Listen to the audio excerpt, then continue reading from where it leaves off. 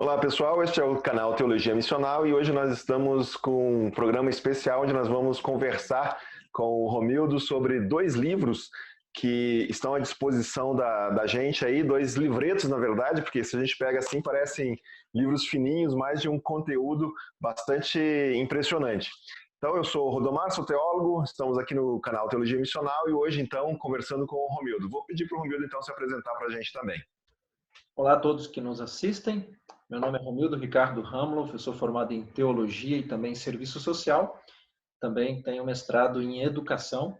Tenho como hábito as leituras na área de educação e essa de C.S. Lewis em especial, que a gente vai abordar. Ela realmente nos chama a atenção para uma temática, para a nossa época, de grande relevância. Atualmente eu estou morando em Panambi, Rio Grande do Sul, sou casado com a Samara.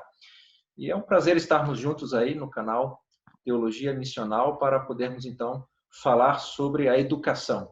Então, legal, vamos lá. É interessante pegar, né, dois autores que vivem em épocas bastante diferentes. O C.S. Lewis escreve esse livro, se eu não me engano, lá na década de 40, pertinho da Segunda Guerra Mundial, e o Turley já escreve, então, basicamente o Turley seria uma espécie de manual para a gente entender o Lewis, seria isso, né? Isso, exatamente. A proposta, então, desse livro do Turley é justamente fazer-nos entender melhor a proposta do C.S. Lewis no livro A Abolição do Homem, um livro que, inclusive, entre tantos que o Lewis escreveu, mais de 40 livros, entre outros, né, ensaios, poemas que ele escreveu, muitos destes já traduzidos para o português também, ele justamente acaba sendo um livro de difícil compreensão. Eu mesmo já ouvi muitas pessoas se referindo ao livro A Abolição do Homem como um livro que, de fato, é difícil a sua compreensão e muitos acabaram até desistindo da leitura devido ao linguajar. E a proposta, claro, inicial do C.S. Lewis era justamente fazer uma crítica, né, com relação à mudança quanto à educação na sua época para o todo da história, né, como a educação vinha sendo praticado e compreendido até aquele período, pelo menos a época de Platão. Então, Lewis ele faz realmente uma crítica no livro A Abolição do Homem, justamente frente a uma mudança de compreensão com relação à prática educacional frente a 2000 anos, pelo menos desde Platão até então. Isso ali no século então 19, quando Lewis escreve esse livro, século 20, melhor. Sim. Eu vou mostrar aqui pro pessoal, eu tenho essa versão aqui, é uma versão da Martins Fontes, e provavelmente depois disso outras versões, outras edições já foram publicadas e saíram. Eu lembro que eu li esse livro a primeira vez, faz o quê? Uns 10, 11, essa versão aí já é mais atual, né? Essa É versão é uma versão... 2017, essa versão. Capa É, dura. já é bem mais chique, bem mais bacana, então. E por um preço muito bom. A editora Thomas Nelson Brasil, que estão publicando, o preço muito bom, bem acessível, encontra-se aí por R$ 20, até menos, dependendo aí da livraria. Fica a dica aí então para o pessoal poder adquirir aí em capa dura, né? Inclusive para quem gosta de Lewis tem a oportunidade por essa editora de adquirir praticamente todas as obras dele relançadas com essa qualidade, né? Capa dura e tudo mais. Isso. Vários dos livros mais conhecidos, então, do C.S. Lewis já estão disponibilizados agora pela Thomas Nelson, de 2017 para cá. A boa parte deles, então, em capa dura. E estão sendo lançados outros, além de muitos que falam sobre a vida, né, uma espécie de biografia de C.S. Lewis, ou comentários sobre alguma das obras, como esse, então, que a gente vai tratar hoje do Steve Turley, que ele, então, trabalha a visão de C.S. Lewis sobre a educação, né, fazendo essa diferenciação entre a educação moderna e a educação clássica. Muito bem, como eu dizia, né, indo ao encontro do que você falava antes, realmente, se eu pego essa leitura que eu fiz desse livro lá em 2008, 2009, e ao reler agora para a gente fazer esse vídeo, nossa, eu entendi bem pouco lá na época. E, de fato, né, apesar de ser um livro fininho, ele tem um conteúdo que dá para a gente refletir, olha, por horas. É aquela coisa, você lê uma página de C.S. Lewis comparado com muitos outros livros aí que tem, né, 50, 60, 70 páginas você lê e ainda não encontrou conteúdo suficiente que o Lewis coloca aqui em poucas páginas. Então vale muito a leitura. Bom, como você dizia, de modo geral, o C.S. Lewis ele está criticando aqui nessa obra dele a maneira como aquilo que ele chama de educação clássica foi se tornando numa espécie de desconstrução de toda a moralidade. Como é que a gente poderia, então, explicar um pouco do que C.S. Lewis está falando aqui, né? Como Lewis ele percebe, como ele define essa mudança? Então, eu gostaria, assim, de trazer duas citações que a gente poderia abordar e ainda ampliar um pouco essa conversa, que são duas citações, assim, bem centrais nesta obra e que muitos gostam de fazer a citação, mas de uma parte desta obra, né? Poderia se fazer a citação maior para justamente compreender o próprio contexto da citação, onde muitos não levam em consideração que, de fato, levou Lewis a falar o que ele falou. A primeira citação é aquela muito conhecida, né, que a tarefa do educador moderno não é derrubar florestas, mas irrigar desertos. O contexto maior diz assim: para cada aluno meu que precisa ser protegido contra um leve excesso de sensibilidade, há 3 que precisam ser despertos do sono da fria vulgaridade. E aí ele diz: a tarefa do educador moderno não é derrubar florestas, mas irrigar desertos. A defesa certa, então, contra sentimentalismos falaciosos é incutir sentimentos corretos.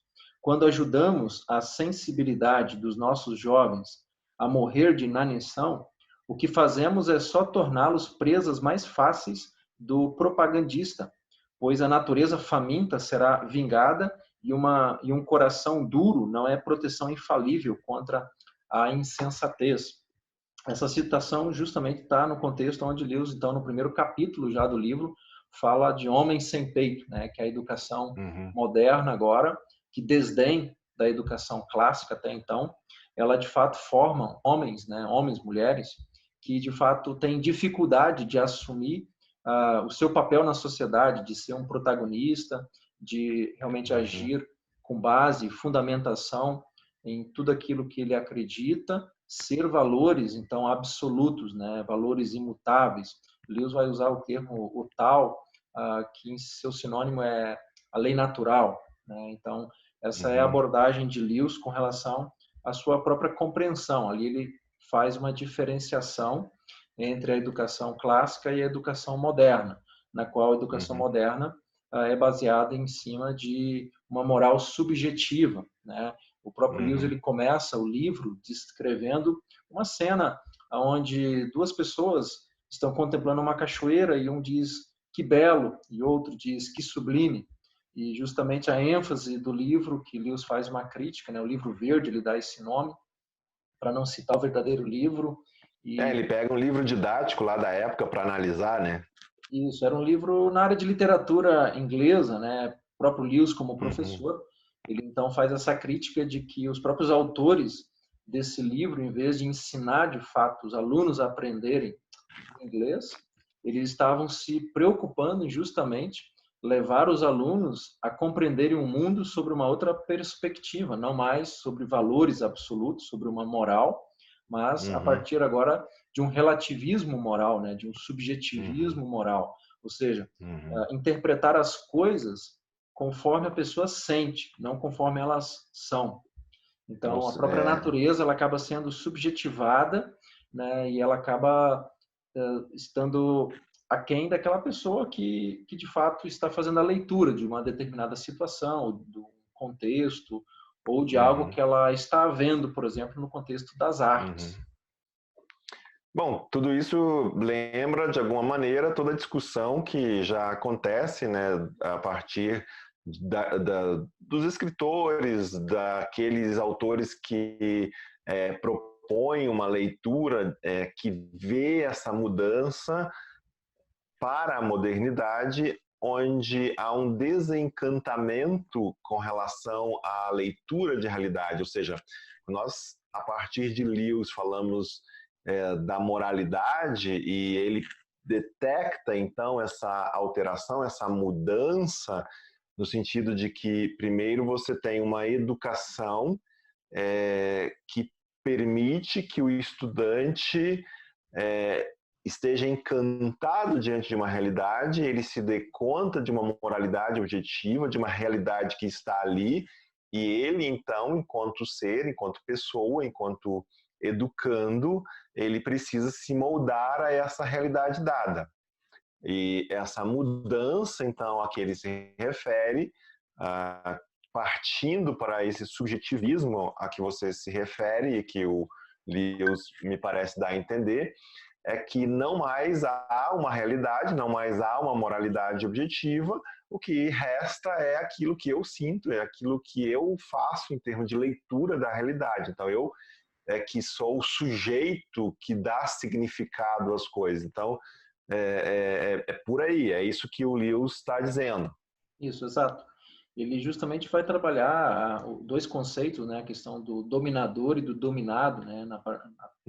Na medida que, então, você trabalha coisificando a própria natureza, ou subjetivando todas as coisas, inclusive as questões fundamentais da vida, né? Que traz sentido, ordem e propósito para a própria vida que a pessoa, então, expressa e experimenta. Ele justamente está tratando a partir dessa inversão de valores ou buscando um fundamento para a educação a partir de uma moral relativista. Então, ele vai dizer que, assim como nós tentamos ou queremos achar que conseguimos dominar a natureza, na verdade, nós nos tornamos parte da natureza, porque alguém vai precisar, de fato, controlar e sempre vai controlar ou determinar como, o exemplo, a educação precisa ser entendida ou praticada, um exemplo a relação da metodologia, por exemplo, que metodologia educacional se usa para ensinar o inglês ou ensinar a física, ou a matemática ou a filosofia. Então, por que que a pessoa está adotando, né, o método A, B, C ou D, né, e abrindo mão de outros? Então, quando a gente parte de uma moral relativista, o C.S. Lewis então entende que alguém vai dominar e ser dominado. E aí, de fato, a gente vai cair num grande erro que é ser dominado por pessoas que precisam, de fato, controlar outras pessoas. Então, nós nos tornamos parte de uma natureza controlada por pessoas que controlam, não mais com base numa lei natural, moral, objetiva, mas a partir de valores subjetivos, e isso incorre em grandes erros e perigos, e justamente ele vai aí justificar o próprio título do seu livro, né, a abolição do homem, né? Isso levaria à abolição do homem. É interessante, ele usa muito esse termo, né, que com a modernidade, o homem, ele escreve assim, né, o ser humano, ele domina a natureza. E o que ele vai dizer no final é que essa lógica, essa inversão, essa não mais capacidade do ser humano reconhecer uma moralidade objetiva, não mais reconhecer uma realidade dada, mas partir para um subjetivismo, levaria de fato ao inverso, ou seja, em vez do ser humano dominar a natureza, ele de certa forma domina sim, mas acaba levando a que a natureza é que tem a última palavra, ou seja, ele é dominado pela natureza. E nesse processo de domínio ainda, uma outra coisa que chama muita atenção ali, que o Lewis coloca, é que nunca é uma coisa da humanidade como um todo, e sim de alguns seres humanos que detêm, que conseguem atingir o poder, digamos assim, logo sempre será o poder de alguns sobre outros. Né? Não é uma evolução, digamos assim, enquanto humanidade ou como humanidade enquanto um todo, mas sempre de um grupo em cima de outros, inclusive do ponto de vista das gerações também, né? Então, tudo aquilo que nós conseguimos alcançar em termos científicos e tecnológicos hoje tem influência e, de alguma forma, revela esse desejo por dominar, inclusive, as gerações seguintes, né? Isso, a abordagem do Lewis vai nessa direção. Realmente é muito interessante dar atenção ao primeiro capítulo desse livro, Abolição do Homem, onde ele vai trabalhar justamente essa ruptura, né, da crise da educação clássica para a educação moderna e de forma sutil como isso se deu, né? Ele usa esse exemplo aí do livro verde que ele traz como um exemplo e de duas pessoas que ele dá o nome de Tito e Gaio, e aí ele justamente trabalha no primeiro capítulo a tentativa de explicar, né, essa mudança paradigmática de compreender e praticar a educação. E de fato não é uma mudança metodológica, como talvez alguns acham, né? Ah, como as pessoas vão ensinar, mas a questão é por que ensinar ou o que ensinar. Então, a educação de Lewis, e justamente ele escreve, né, esse livro num tom mais raivoso entre todos os seus demais escritos, porque ele está lidando com algo assim que é fundamental, que é justamente uma espécie então de trabalhar-se a cosmovisão das pessoas, né, no sentido de como as pessoas compreendem o mundo, por que elas existem, para o que elas existem, né, por que elas estão aí. E quando de fato os valores morais absolutos elas são rejeitadas, não no sentido de que elas podem ser anuladas em termos de importância, mas quando elas são colocadas em segundo plano, e aí se toma como referência valores relativos que derivam justamente dos valores absolutos, o Lewis vai fazer grandes críticas e críticas assim muito bem feitas, que também vale aí uma leitura ou releitura sempre desse livro para melhor compreender, porque de fato ele trabalha o que é o cerne justamente da educação, que não é justamente essa questão da metodologia que muito se discute diante de qualquer forma de educação, seja de um século, dois atrás, ou a forma de educação atual, né? Seja ela pública ou privada, não difere nesse sentido. A preocupação realmente de Lewis é qual a intenção da educação, para que ela serve, né? Porque o próprio Lewis entende que a educação ela é inculturação, né? Você leva as crianças a entender e compreender toda a herança histórica da humanidade e assim passar a viver e ser regido, né, por uma lógica moral que é dada e transferida de pai para filho. Ao contrário, ele vai justamente fazer a crítica que a educação moderna ela trabalha na perspectiva de que você está propagandeando, né, um modelo que de fato não oferece aquilo que ela promete, né? É apenas uma promessa dada de uma educação que nunca consegue realmente ser concreta, no sentido que ele justamente termina o primeiro capítulo fazendo uma citação muito boa, que também se ouve, se lê muito, parte dela, e ele diz, no final do capítulo 1, então, o seguinte, né? E o tempo todo ele diz, tal é a situação tragicômica em que nos encontramos, nós continuamos a clamar por aquelas qualidades precisas que admitimos serem impossíveis na vida das pessoas e na sociedade. Dificilmente você poderia abrir um periódico, um jornal, sem tropeçar na afirmação precisa de mais movimento, da necessidade de um dinamismo ou da abnegação ou de criatividade. Em uma espécie de ingenuidade macabra, removemos o órgão e demandamos sua função. Criamos os homens sem peito e esperamos deles a virtude e a iniciativa. E aí ele termina dizendo, né? Zombamos da honra e ficamos chocados ao encontrar traidores em nosso meio. Nós os castramos e exigimos dos castrados que sejam, então, férteis ou frutíferos. Aqui, então, Lewis conclui o capítulo 1 justamente fazendo um resumo do resultado da educação moderna, que é justamente nos levar a uma expectativa, uma perspectiva com relação à educação e à formação de cada geração e a ilusão de esperar por algo que a própria educação que a gente hoje oferece, né, baseado em valores subjetivos, não tem condições de oferecer. Muito bem, é bem isso que a gente percebe e vê na realidade no mundo ainda hoje, né? Toda essa polarização política, por exemplo, todo mundo espera atitudes honestas, demonstração de virtudes, e por outro lado, a própria educação como um todo está sempre dizendo que tudo é relativo, que você tem a sua verdade, que nada mais pode ser dito em termos de absoluto. Talvez uma pista aí colocando o C.S. Lewis como um profeta que lá atrás já estava identificando essas questões naquele contexto da Inglaterra e que, em termos de educação, acabou se tornando aí algo disseminado pelo mundo inteiro, gerando consequências estas que, me parece, estão muito visíveis hoje diante de nós. Sempre aparece, né, essa discussão entre o que seria na linguagem ali, na forma como o C.S. Lewis utiliza, o Turley depois repete esses termos também, a educação clássica e a educação moderna. Como que nós poderíamos, assim, para quem está nos ouvindo, né, nos assistindo, explicar um pouco qual é o significado disso, dessas duas educações aí, né? A educação clássica, o que seria, e a educação moderna. Claro que, em cima de tudo que já foi dito aqui até agora, várias pistas nós já deixamos, né? Mas, quem sabe, de forma breve, né, para tentar explicar e conceituar isso, como que a gente poderia colocar?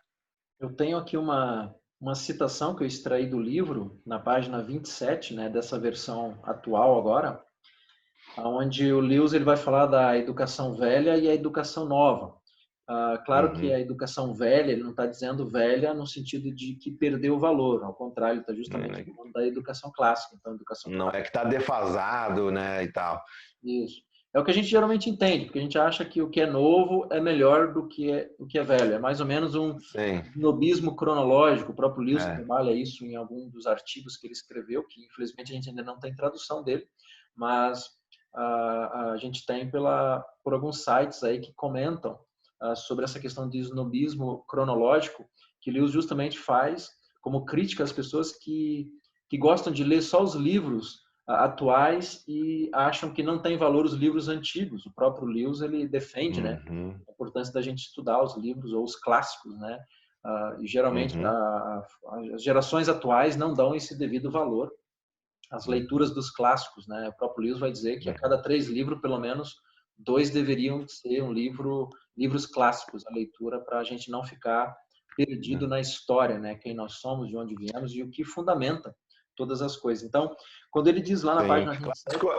Só para daí, clássico aí daria para dizer que é aquilo que resiste ao tempo, né? O velho é aquilo que muitas vezes se reconhece mesmo no tempo, mas que acabou ficando para trás, não tem mais tanta utilidade, a gente vai abandonando. O clássico é aquilo que é antigo, né, mas que ao longo da história continuou se revelando importante, útil, pertinente e tudo mais. Isso, não dá para considerar que tudo que é antigo ou velho também tem valor, né? A gente sabe que muitas das coisas também históricas, antigas, também vão perdendo o seu valor devido ao próprio avanço do conhecimento, avanço da própria ciência. Então, Lewis não abre mão disso também. Mas a defesa dele quanto à educação velha e nova, eu gosto muito dessa citação que ele faz, que ele diz assim: enquanto a velha se empenha em uma iniciação, a nova meramente condiciona, né? Ela simplesmente sugere, ela encanta, é uma espécie de criar miragem para as pessoas. A velha educação, a educação clássica, ele diz, ela lidava com os seus alunos como pássaros adultos lidam com os filhotes quando lhes ensinam a voar.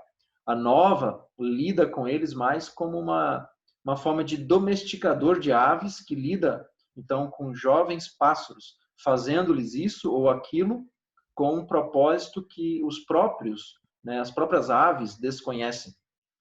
Em uma palavra, a antiga, Lewis diz, era uma espécie de difusão, né? Então, era uma espécie de transmitir para a humanidade aquilo que outros já conheciam, né, por outros homens. E a nova, ele diz, não passa de propaganda, né? É o exemplo de músicas novas e músicas antigas, a gente pode usar aqui como exemplo, né? Quando muitos grupos, bandas musicais, acabam recebendo pedidos diante de um show para tocar as músicas antigas. Por quê? Porque, de fato, tem uma letra, de fato, muito mais fundamentado, com muito mais qualidade, porque não é uma questão só do ritmo. E, ao contrário, a gente vê que existem muitas músicas boas, novas sendo feitas, mas são justamente estas que a mídia não vai dar tanta ênfase, né? A gente vê isso em todo o segmento da música, por exemplo. Assim também na área da educação. Hoje se fala muito em educação inovadora, novas metodologias e pedagogias, mas na maioria delas, todas estão fundamentadas sob a mesma velha lógica que o Lewis faz a crítica, né? Que é uma educação moderna baseada em valores morais relativos, né? Não absolutos, e que de fato leva-nos a uma vida e a formação, como o Lewis diz, de homens com peito, né? Homens de coragem, homens que de fato levam outras pessoas a um desenvolvimento, a um conhecimento e a uma prática de vida que condiz com aquilo que se espera, dependente do contexto em que a gente vive ou da cultura que a gente está inserido. É interessante, né? Porque, de alguma maneira, quem defende ou os proponentes de ou de muitos desses novos modelos educacionais, em cima de um relativismo ou de um subjetivismo, são muito críticos da perspectiva dos dominadores, da luta de classes, e etc. e tal. E, de alguma maneira, dá para entender do Lewis que o resultado dessa nova educação que vai sendo proposta, ela acaba, na realidade, uma vez que tira todo e qualquer referencial absoluto de moralidade e colocando esse referencial no próprio ser humano, e aí, tanto quantos seres humanos existem, tantos referenciais então teremos, né? O que acaba sobrando de tudo isso é a força e a imposição e a busca pelo poder. E aí, de alguma maneira, é o que ele dá a entender ali, né? Toda a evolução científica e tecnológica depois se revela, na realidade, um modo daqueles que têm o poder nas mãos dominarem sobre outros seres humanos, né? Não só no presente, mas inclusive nas futuras gerações. E os detentores desse poder seriam, então, esses projetistas, né, os que acham que podem fazer planos e projetos para, de alguma forma, fazer surgir daí um novo ser humano. Estes sempre procurarão exercer este poder sobre quem? A própria humanidade. E aí sim, nas palavras do próprio Lewis, né, o poder do homem, do ser humano, para fazer de si mesmo o que bem quiser, significa, na verdade, o quê? O poder de alguns homens para fazer dos outros o que bem quiserem. Então, aquilo que nós falávamos antes, né? Acaba sendo o poder de alguns sobre outros. A educação, portanto, acaba se tornando um meio para exercer o poder. E aí o Estado, a ciência, a tecnologia seriam os meios para exercer esse poder. E o Estado é concebido como, sei lá, um ente super competente, né, munido de todas as tecnologias, capaz de realizar estes objetivos. E, para utilizar novamente as palavras do próprio Lewis, o resultado de tudo isso é o quê? É uma raça de manipuladores, nas palavras dele, na página 58 agora da minha versão aqui, o resultado é uma raça de manipuladores que poderão verdadeiramente esculpir toda a posteridade a seu bel prazer. Então é um negócio até meio assustador, né? É justamente o que eu falei antes, né? A questão é que a educação calcada sobre a modernidade, do qual Lewis faz a crítica, ou de uma moral relativista, né, subjetiva, é justamente que ela promete aquilo que não cumpre ou nem pode e não consegue cumprir.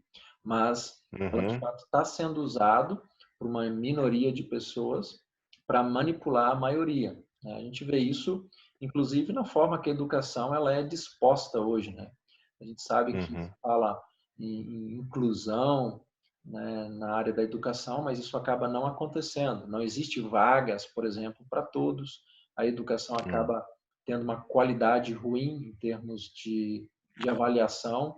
A gente vê isso a nível Brasil, que a educação não melhora, seja particular, né, ou a pública, e se fala muito, né, em melhorias, mas justamente toda tentativa de melhorar a educação, baseado nessa educação do qual Lewis faz a crítica, né, com base numa educação moderna, ela nunca vai poder oferecer, de fato, aquilo que a educação clássica oferecia, que era formar pessoas não simplesmente de forma técnica para operacionalizar uma determinada profissão no futuro, mas para serem pessoas de bem, pessoas que, de fato, cuidam uma das outras, que respeitam e amam umas às outras, e que, de fato, Uhum. são pessoas que dignificam o seu próprio Uhum. ser, né, diante da sociedade, né, dando valor Uhum. àquilo que todas as pessoas, independente talvez aí de crença, de pensamento filosófico, deseja como algo bom, né? Aquilo que se dá como Uhum. virtude, né? Uma virtude que perpassa qualquer cultura, qualquer época. Sim. Então, a educação moderna realmente é falha nesse sentido, porque ela parte de um princípio falho, porque ela não está baseada em fundamentos sólidos. Talvez dizer assim, na concepção de C.S. Lewis, uma educação clássica é aquela que se preocupa na formação do ser humano. E, invariavelmente, nós acabamos numa educação que procura instrumentalizar para a produção, para fazer algo, para ganhar dinheiro, para obter uma profissão, para sobreviver no mercado e assim por diante. A educação ela foi deixando de ser a transmissão de valores e mistérios da humanidade para ser um mecanismo de condicionamento onde valores não passam de fenômenos naturais. Bom, nesse subjetivismo, nesse relativismo moral, talvez a pergunta inevitável, né, que nós podemos fazer diante da realidade é quais valores, quais motivos movem estes tais detentores do poder, já que estes valores, essa moral, ela pode ser escolhida como convém. Geralmente, o que nós podemos perceber, né, independente do nível de formação escolar, seja de nível universitário, é que a gente vai percebendo que toda educação é formado e direcionado para a lógica da produtividade. Então, a gente não vê o interesse, né, das grandes empresas que hoje até financiam, patrocinam muito das instituições, com relação a uma formação para a vida, onde as pessoas, de fato, vão aprender a serem realmente cidadãos de bem, a não só desenvolver bem uma profissão e ser um bom produtor, né, de recursos materiais, mas também de valores. Então, a preocupação, de Uhum. fato, não está colocada sobre essa questão que é essencial. Se nós buscássemos realmente uma educação baseada em valores morais absolutos, ou baseado na lei natural, como o Lewis vai dizer, com certeza nós iríamos obter tudo mais que a educação moderna acaba prometendo e nós nunca vemos isso de fato se concretizando. Então, a Uhum. menos que a gente reconheça a diferença entre a educação clássica que Deus propõe e a educação moderna proposta de uma forma sutil e que muitos hoje não conseguem nem fazer mais uma diferenciação. O que seria uma educação clássica e o que seria uma educação moderna? Porque, de fato, depois que Lewis escreve esse livro, já há quase agora 80 anos, a gente vive uma cultura a nível Brasil e talvez até a nível mundial que já está envolvido de corpo e alma nessa lógica de pensamento aí moderno do qual Lewis já fez a crítica há 80 anos atrás. Uhum. É um exercício, talvez, um tanto difícil para muitos, porque é uma necessidade de mudar o seu próprio pensamento, né? Como Uhum. compreender o lugar dos valores absolutos, né? Porque são Uhum. justamente estes no qual Lewis defende como base de uma educação clássica, é o que vai poder oferecer, né, nos dar condição a de termos uma sociedade diferente, seja na área da política, da economia, que tantos fazem críticas, né, esperando sempre políticos melhores, mas a gente sabe Uhum. que qualquer um que é eleito, depende da pessoa, do partido, todas essas pessoas partem, né, de valores relativos, de uma moral subjetiva. Elas foram já educadas para realmente ser essa minoria que Lewis diz de dominadores que dominam a grande maioria. Então, é Uhum. difícil ter uma esperança a curto, médio prazo. A gente precisa, de fato, investir de novo em uma educação clássica, a começar pelas crianças, e isso leva-se, muitas vezes, aí toda uma geração. Infelizmente, Uhum. muitos de nós já não têm ou não querem ter paciência para isso, porque a gente sabe que a gente não vai colher mais, talvez, frutos na minha época, mas se a gente quer ver, de fato, essa educação formando pessoas ou homens de peito, como Lewis propõe com a educação clássica, a gente precisa, de fato, voltar, né, para casa, como o Lewis usa uma metáfora, né, quando a gente entende que está perdido, a melhor coisa a fazer é talvez voltar para casa e começar de novo, né? E essa é uma proposta que Lewis, então, também traz no livro, né?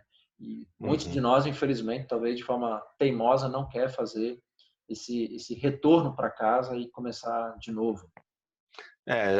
Aquela história, né? Puxa, mas já andei tanto, tem que voltar tudo de novo para recomeçar, mas às vezes pode ser realmente a melhor alternativa, né? Você volta aos seus referenciais e empreende uma nova jornada com muito mais convicção, com muito mais segurança, até porque a gente precisa aprender com os erros, né? Estava olhando aqui uma outra citação, né, do Lewis: aqueles que se abstêm de todos os juízos de valor jamais terão como encontrar um fundamento para preferir um impulso aos demais, exceto pela força emocional desse impulso. Então, é mais ou menos o que a gente vê muito comum hoje, né, no nosso dia a dia. A gente está se aventurando aqui falar sobre educação, falar sobre C.S. Lewis e tal. Não sei quem tudo vai ter acesso e tem acesso a essa conversa, mas é aquela coisa, né? Nós também estamos condicionados aí pela nossa própria história, pela nossa experiência, pela nossa interpretação rápida aqui do Lewis, né? Nesse tempo limitado que a gente tem de conversar. Com certeza muitos educadores, profissionais que eventualmente vão acessar esse conteúdo ou que já conhecem Lewis, que já leram esse livro, podem ter também a sua contribuição, e a gente agradece, né, os comentários, a participação aqui embaixo depois. Bom, tem alguma coisa a mais que a gente poderia ainda falar para encerrar esse tempo que a gente tem para isso?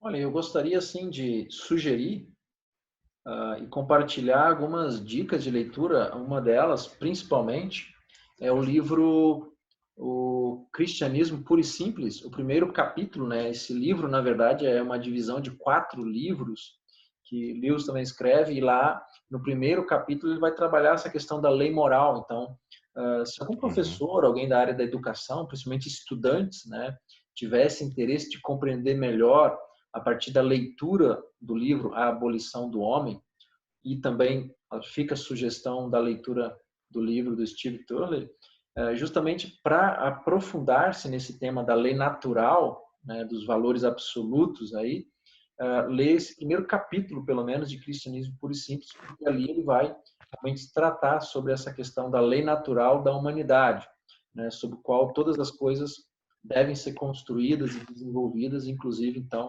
a educação.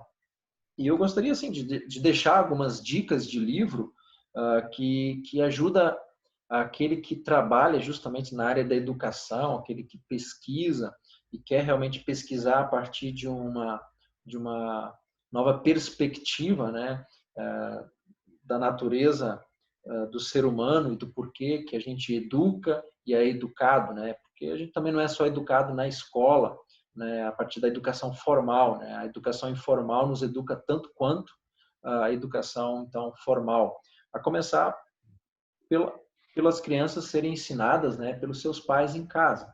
Então, fica a dica também para os pais. Então, existe uma lista enorme aí de livros bons a partir do próprio autor C.S. Lewis, né? As Crônicas de Nárnia, para quem é cristão e quer realmente ter uma visão bem ampla de todas as escrituras, de toda a Bíblia. As Crônicas de Nárnia teve esse objetivo, né, sendo escrito para o adolescente, e principalmente os adultos gostam muito desse livro, e é uma boa dica para todos aí que já nos assistem. E já foi dito aí do Cristianismo Puro e Simples, a abolição do homem, então fica como dica. Cartas, né, de um Diabo ao Seu Aprendiz, para quem gosta aí de uma leitura um pouco mais assim descontraída, para compreender algumas coisas a nível de ordem espiritual. E aí tem um livro que eu sugeriria para quem gosta e quer entender um pouco também do Lewis, por que ele escreve, as coisas que ele escreve, as ênfases que ele dá, por que ele tem esse tom, né, de escrever como ele escreve, é o livro C.S. Lewis, O Mais Relutante dos Convertidos. Esse livro vai trabalhar é uma espécie de biografia, né, da vida de Lewis, como ele passa, né, de uma fase de ateísmo e um retorno para o cristianismo, né? Então, é muito interessante esse livro também. Quem é o autor desse livro? Esse do C.S. Lewis, O Mais Relutante dos Convertidos, é o Isso, David Doining, não sei se é bem isso que tá. pronuncia, é da editora Vida. A gente pode ir Uhum. deixando, depois a gente também Sim, dá disponibiliza. para deixar o link embaixo aqui. Isso, vai ficar disponibilizado aí o link aqui embaixo dessas obras também para que as pessoas possam ter acesso a elas. Então, a Educação Certo. Clássica versus Educação Moderna, do Turley, né, Steve Turley aí, e Conversando com o C.S. Lewis é um livro assim bem introdutório para quem quer realmente compreender um pouco de algumas obras do C.S. Lewis. Esse é do Alistair McGrath. Ele trabalha aí 8 capítulos e um dos capítulos ele fala sobre a educação com base em abolição do homem. É uma baita dica para quem quer se aprofundar nesse livro aí. E, por fim, a introdução à educação cristã clássica, que é da mesma editora desse livro do Steve Turley, que é para aqueles que querem se aprofundar um pouco sobre a educação clássica de uma forma mais aprofundada. É um livretinho também, fácil a sua leitura. E outra, assim, que é fundamental é Moldando Mentes e Corações, né, da editora Trinitas também, que vem lançando livros aí nessa área da educação clássica, muito bom. E, por fim, um livro que eu gostaria, assim, que todo educador pudesse ler é Educação em Busca de Sentido, Pedagogia Inspirada em Viktor Frankl. É um trabalho da Heloísa Marques Miguez. Ela fez esse trabalho justamente resgatando a educação a partir do sentido da vida, do qual Viktor Frankl, para quem já ouviu falar, trabalha muito essa questão. Uhum. Então, essas dicas aqui são muito ricas, né, para quem quer ter como leitura, mas também para aqueles que querem talvez fazer uma pesquisa mais aprofundada para entender e compreender a lógica aí do Lewis a partir da abolição do homem, do qual ele trata, né, Certo. a questão da educação e dos rumos que a educação vem tomando e por quê. Por que a educação atual não dá conta daquilo que a sociedade espera, né, daquilo que o estudante espera, daquilo que o professor espera. E, por fim, também a gente deixa aí o link para quem quiser também do artigo, de uma resenha que eu fiz desse livro aí, do Steve Turley, né? Um artigo de Uhum. uma resenha, melhor, de 4 páginas, disponível aí em uma revista online. E uma lista também de livros que você pode ler de C.S. Lewis, né? A gente vai deixar o link também que você pode encontrar uma espécie de ordem cronológica, mais ou menos assim, que você possa fazer aí as leituras, se você tem interesse, de todos os livros que o Lewis escreveu e livros a respeito do próprio Lewis ou das suas obras. Então, essas dicas vão ficar então aqui embaixo para que você que nos assiste tenha também acesso.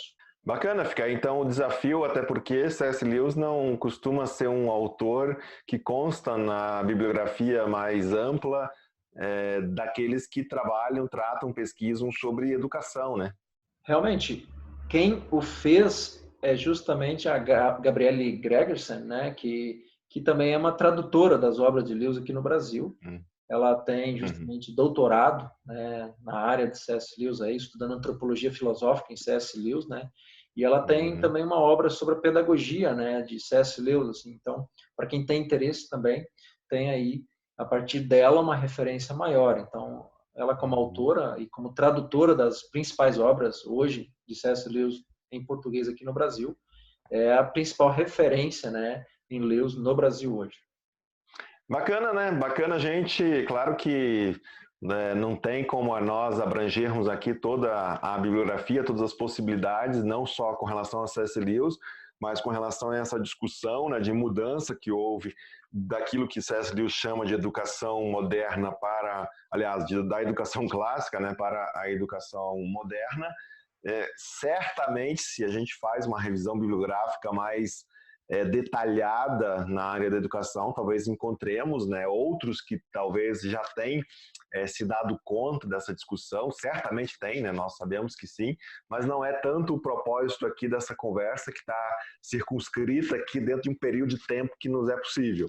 A nossa ideia era mais apresentar mesmo um pouco do Lewis, com a ajuda do Steve Turley, para esta discussão. Não sei se a gente pode ainda, o que seria talvez talvez alguns pontos práticos, como que nós, como educadores, porque aí sempre a gente pode pensar em educadores de uma forma bastante ampla, né? Você tem algumas categorias, dá para ver a igreja como exercendo certo papel educador, a escola e aí toda a classe de professores, certamente, também os pais, né? Como que esse conjunto da sociedade poderia, de alguma maneira, contribuir nesse processo para aqueles, especialmente para aqueles que se interessam, né, a uma espécie de um retorno ou que se dê uma ênfase maior a essas questões que o Lewis traz e que ele chama de educação clássica, né? Como de forma bem concreta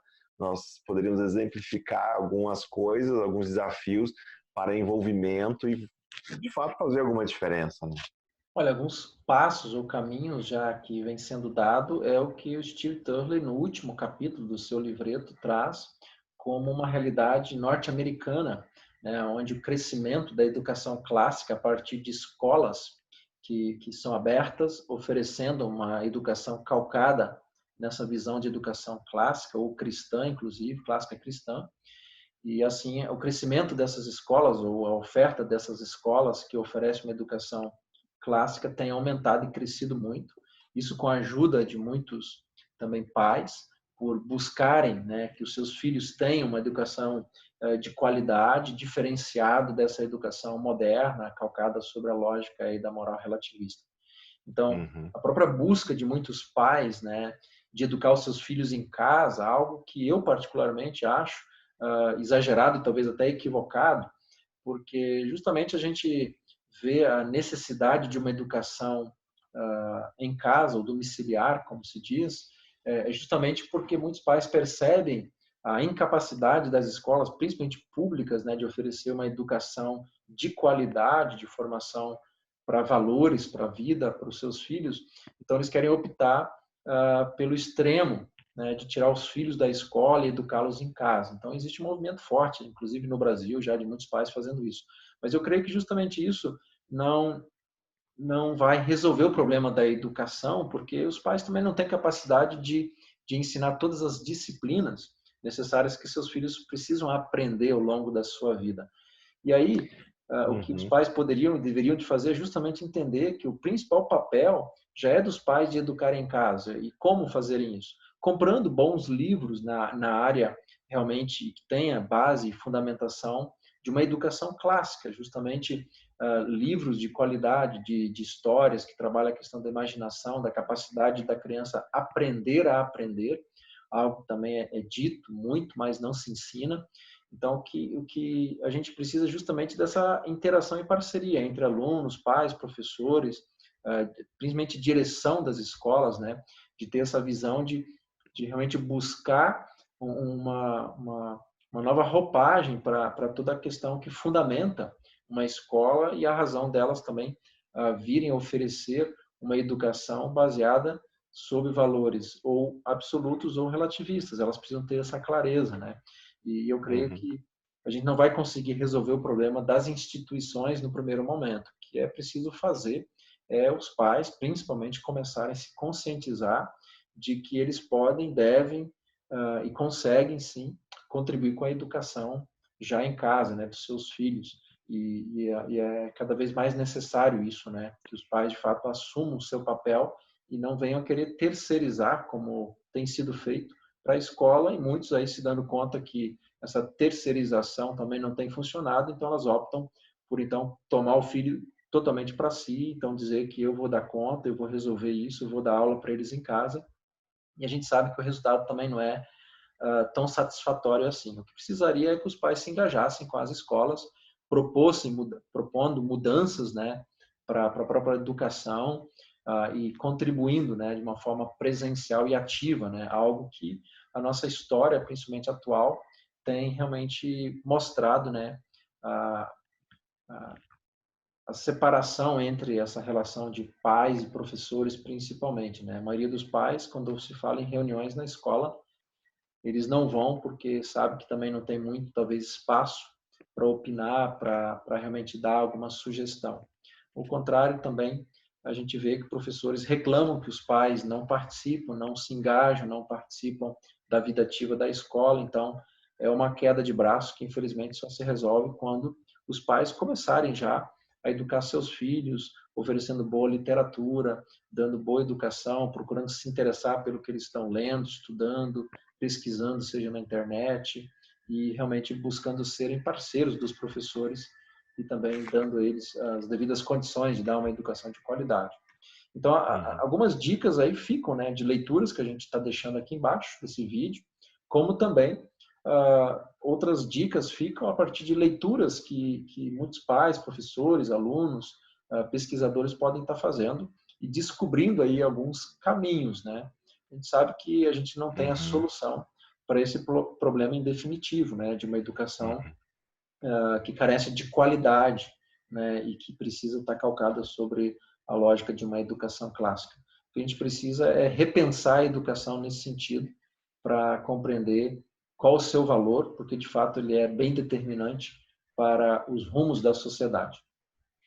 Realmente não há nenhuma dúvida de que a educação significa um desafio muito grande, né, para o Brasil, e falta realmente muitas vezes essa vontade, essa disposição de participar e de contribuir para algo mais. Então, acaba que a gente testemunha o que o próprio Lewis, de alguma forma, também está dizendo. Quer dizer, você tem como resultado desse tipo de educação cada vez mais uma terceirização, ou seja, você espera que alguém resolva o problema para você.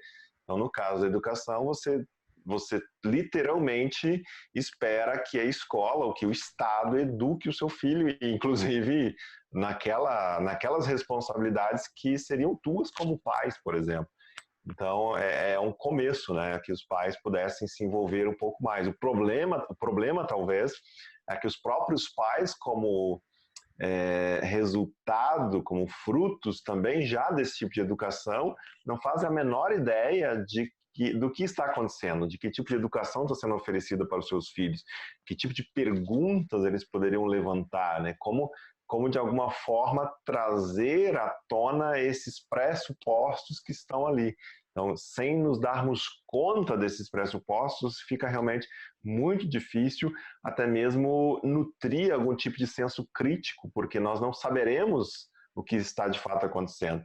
A própria palavra qualidade na educação, né? Que qualidade é essa? Qualidade a partir de quais critérios, né? Baseado em quê? Então, se eu ofereço um determinado tipo de educação e verifico a qualidade a partir de critérios dentro daquela proposta, os resultados serão enquadrados, obviamente, dentro daquele sistema, né, de forma que o processo como um todo acaba estando viciado.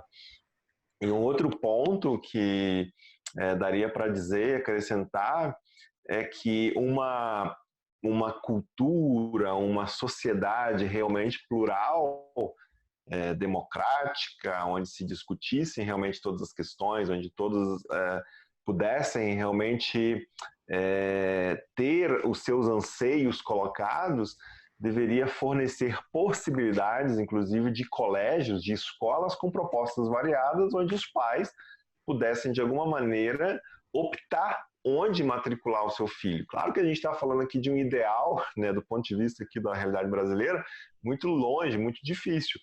Mas o fato é que, de um modo geral, a grande parte dos pais não tem opção. Ele vai colocar o seu filho naquele colégio e ele já parte do princípio de que ele está fazendo uma coisa boa. E, bom, de fato está, né? Pior seria se não tivesse ensino, educação nenhuma. Então a gente tem bastante a remar aí, né, com relação a este tema, sem dúvida nenhuma, especialmente no nosso contexto brasileiro. Bom, vamos para as palavras finais. Não sei se quer deixar um recado, um desafio, alguma coisa final aí. A gente acho que já tomou bastante tempo, foi uma conversa bastante produtiva e quem sabe depois a gente pode em algum outro momento retomar ou fica aí a critério. Quero só agradecer, né, esse convite da gente poder conversar sobre essa proposta do Lewis sobre educação clássica versus a educação moderna. É um tema de fato relevante, extremamente importante, que infelizmente não se pesquisam hoje. Ninguém vai fazer uma pesquisa de de especialização ou de pós-graduação, seja nível de mestrado ou doutorado, porque a maioria das universidades e os próprios orientadores, né, eles nem têm interesse nessa temática, porque a maioria dos orientadores, principalmente na área de educação, eles vão querer orientar os alunos e os seus pesquisadores com base realmente nessa lógica aí de educação moderna, né, de valores relativos, subjetivos, a partir de uma visão pós-moderna, que fala e promete muita coisa, mas não cumpre nada. Então, a gente sabe que quem tem interesse de fazer algum tipo de pesquisa baseada aí na visão que o Lewis traz de educação clássica, dificilmente vai conseguir aprovação, né, em algum mestrado ou doutorado, principalmente na área de educação ou filosofia. Vai ter que pesquisar muito ou realmente tentar escrever e fazer isso de forma paralela às universidades públicas atuais, porque, de fato, o pensamento moderno, subjetivo, aí, em relação a valores éticos, morais, eles, de fato, estão descartados, né? Quem vai fundamentar um trabalho sobre esta lógica aí já é criticado, já é ridicularizado, porque já é dito que não há valor, não há espaço nas academias para esse tipo de trabalho. Infelizmente, essa é a realidade brasileira, não só brasileira, mas mundial. Mas tem bons Tá todo trabalhos, mundo. por isso que editoras hoje no Sim. Brasil também têm publicado livros bons aí na área de educação. A Edições Kirion, né, é uma editora que tem lançado bons livros nessa área de educação Bacana. clássica, né? Então, a gente também pode estar disponibilizando o link dessa editora, podem fazer pesquisas. Então, como a gente não consegue talvez fazer uma pesquisa mais aprofundada e ter orientações a nível de mestrado e doutorado nesta lógica de pensamento proposto por Lewis, a gente também pode e deve, com certeza, pesquisar, lendo, né, leituras significativas e contrapondo, né, a própria visão, né, relativista de muitos professores, de orientadores aí a nível de educação superior. Então, fica aí algumas dicas, a gente deixa aqui embaixo, a gente agradece aí pelo tempo que você também tirou para nos acompanhar nesse bate-papo. A gente provavelmente vai ter outros aí em breve e que bom que a gente pode ter esse espaço hoje virtual para compartilhar ideias e também poder contribuir de alguma forma, mesmo que é uma gotinha talvez aí no oceano, para aqueles aí que nos assistem e que amam também a educação e principalmente a educação clássica. Fica o meu abraço aí para todos. Bacana, muito bom. Na educação, hoje parece que está todo mundo tentando reinventar a roda, né? E para usar outra metáfora agora, voltando ao C.S. Lewis, o que talvez é necessário mesmo é voltar para casa e reencontrar o caminho. Então, obrigado, Romildo, pela participação, por essa conversa. Espero que você que nos acompanha aqui no canal Teologia Missional também tenha gostado. Deixe seu comentário abaixo, sua pergunta, sua crítica é bem-vinda. Somos aqui apenas duas pessoas, duas cabeças discutindo um determinado assunto e sabemos que não se esgota nisso. Que Deus abençoe você e seja você uma bênção.